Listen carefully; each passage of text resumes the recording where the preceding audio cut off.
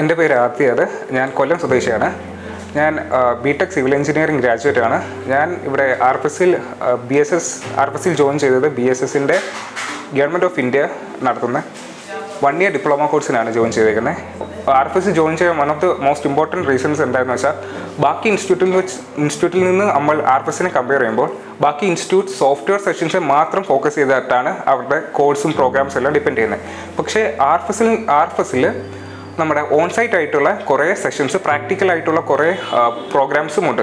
അതിൻ്റെ കൂടെ ആ പ്രാക്ടിക്കലായിട്ടുള്ള ഓൺസൈറ്റ് ലെസൺസ് നമ്മൾ ലേൺ ചെയ്യും. അതിനെ ഡിപ്പെൻഡ് ചെയ്തായിരിക്കും സോഫ്റ്റ്വെയർ ആയിട്ടുള്ള സെഷൻസ് നമ്മൾ ഫോക്കസ് ചെയ്യുന്നത്. അതായത് ഓരോ സൈറ്റിൽ നമ്മൾ പെർമിറ്റിന് വേണ്ടി ആവശ്യങ്ങളായിട്ടുള്ള ഡീറ്റെയിൽസ് എല്ലാം നമ്മൾ എടുക്കാറുണ്ട്. അപ്പോൾ അതിനെ ഡിപ്പെൻഡ് ചെയ്തിട്ടായിരിക്കും നമ്മൾ പെർമിറ്റ് പ്ലാനും അതുപോലെ 3D ഡിസൈൻസ് എല്ലാം ചെയ്യുന്നത്.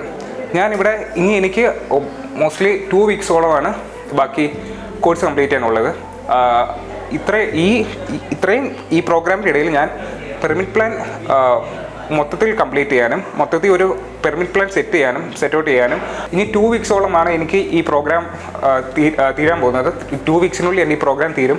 ഇത്ര കാലാവധിയിൽ എനിക്ക് ഫുള്ളി ഒരു ഇറർ ഫ്രീ ആയിട്ടുള്ള ഒരു പെർമിറ്റ് പ്ലാൻ ക്രിയേറ്റ് ചെയ്യാനും അതുപോലെ 3D ഡിസൈൻ ചെയ്യാനും, ഇൻറ്റീരിയർ ഡിസൈനിങ്ങും സൈറ്റ് മെഷർമെൻറ്റും അതുപോലെ തന്നെ സൂപ്പർവിഷനും സൈറ്റ് സൂപ്പർവൈസ് ചെയ്യുന്ന ആയിട്ടുള്ള ബേസിക്കും അഡ്വാൻസ് ആയിട്ടുള്ള ലെവലിലുള്ള എല്ലാ ടോപ്പിക്സും ഞങ്ങളെ ബേസിക്കലി ഇവിടെ പഠിപ്പിക്കുന്നൊക്കെയുണ്ട്.